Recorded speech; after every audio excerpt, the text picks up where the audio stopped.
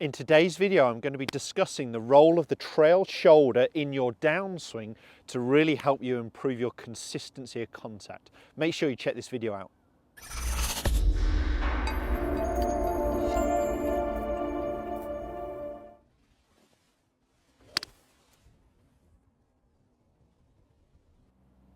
Welcome back to the TruGolf Academy. You've joined me, Jon Watts, today at Branston Golf and Country Club. Today's video, as I mentioned there in the intro, is all going to be about the trail shoulder in the downswing. So my trail side is the side that's furthest away from the target, and I'm going to be focusing on the movement from the top of the backswing down into impact and what that trail shoulder needs to do to really give us our consistency movement that we're looking for that contact, that consistent strike. So it's an area that confuses a lot of golfers. And I'll quickly say before I get started, this is relevant with any golf club. So whether we're talking about an iron or a driver, I can demonstrate it with either. It's not really going to make any difference to the movement that we're looking for from that trail shoulder. I want to focus on the things that shoulder needs to do first of all. So from its backswing position, we need that trail shoulder to do a couple of things. It's got to go a little bit downwards. Okay, so that is down towards the ground. There has to be a little bit of a downwards movement. That trail shoulder has to move a little bit out towards the golf ball, and it's got to be rotating as well towards the target. So in its simplest form, that trail shoulder is going down and around. Okay, so that trail shoulder is going down to the ground and around towards the golf ball to give us the strike, the contact that we're really looking for. And if we can get that trail shoulder to move correctly, it obviously will affect our elbows, our hands, our wrists, what our lower body's doing. There can be a number of ways to focus on this. It may be an area that you don't need to focus on. You've already got the right movement. For those who are struggling with a movement or one of the faults that I might mention throughout this video, this is obviously relevant for you and perhaps a way you could focus on improving it. So what's right for you in terms of feeling would depend on your golf swing. So if you are a player where you're getting the club stuck behind you, you're losing posture and getting your arms behind you here, and you find that you're too much in to out, hitting big draws, big hooks, then actually you've probably got too much of the downward movement, too much of the side bend in here, and you want to feel like your trail shoulder stays a little bit higher. And that would be a feeling rather than a reality. That would be a feeling that you're trying to create. If you're a player where you get to the top, and this is perhaps the more common one, and you are swinging from out to in, you are getting that trail shoulder almost from the top of the swing, moving outwards towards the golf ball. It isn't moving enough downwards at the start of the downswing. So the feeling for you, if you're a big slicer and struggling with coming over the top, would be that your trail shoulder moves a little bit more downwards. As I create this downwards movement, what you'll see from the face-on view is that gives me a little bit more side bend. Okay, what you'll see with a lot of slices is their trail shoulder stays high and moves out towards the golf ball, and they effectively almost get a little bit ahead of themselves here. So what's right in terms of a feeling will depend on the player, but focusing on that trail shoulder could actually solve a number of faults here.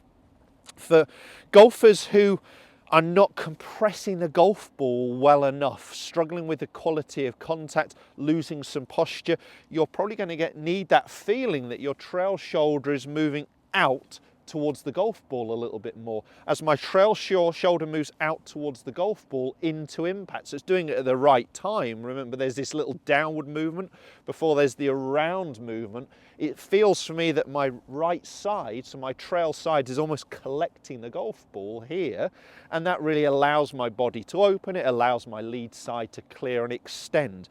And I love the exercise for those golfers who don't get enough of the around part here. I love the exercise with that club high across shoulders, so almost through your neckline here. Make a backswing move, and what you're trying to get on the downswing is that club head over the top of the golf ball, almost feeling like it's collecting the golf ball.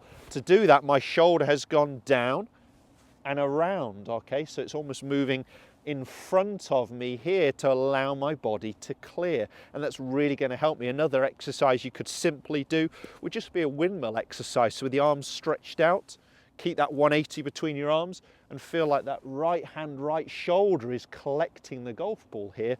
Again, that's really going to give you the sensation, yes, there's the downward movement, but there's this around movement where my shoulder is moving in front of me to help me collect the golf ball.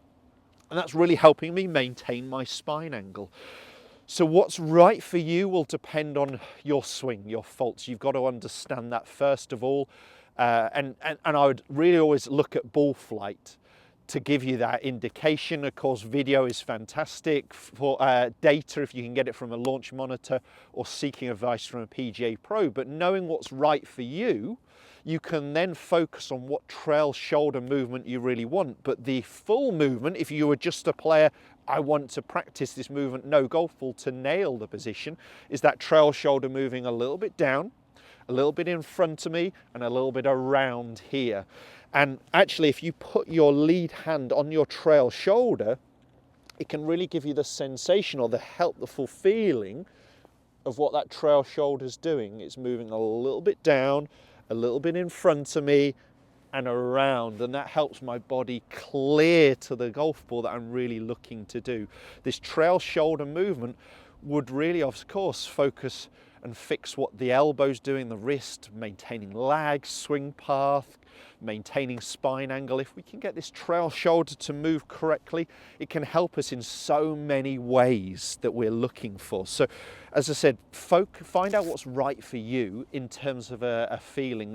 If you're too much from inside hitting big hooks, then you need that shoulder actually moving a little bit more in front of you, staying a little bit higher. If you're someone who's over the top slicing it, you need to get that feeling the shoulders moving a little bit more downwards. If you're someone who's struggling with quality of contact compression, again, after this downward movement, you definitely need that feeling of the shoulder moving in front of you to really allow your body to open up and maintain your spine angle. I'm just going to go ahead and hit one here, one with an iron, one with a driver, just getting that feeling of my trail shoulder. It's moving down and around in its simplest term, okay, to help me collect that golf ball. Let's give it a whirl here with a mid iron.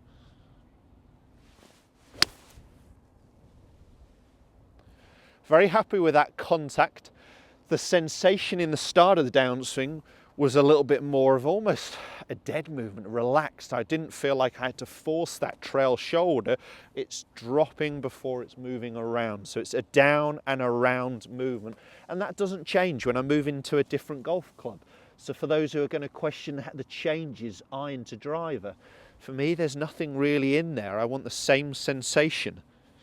It's the setup that's changed, but I'm still looking for the same movement with my trail shoulder moving down and around. And that around movement means that shoulder is moving out a little bit towards the golf ball. Let's give it a whirl.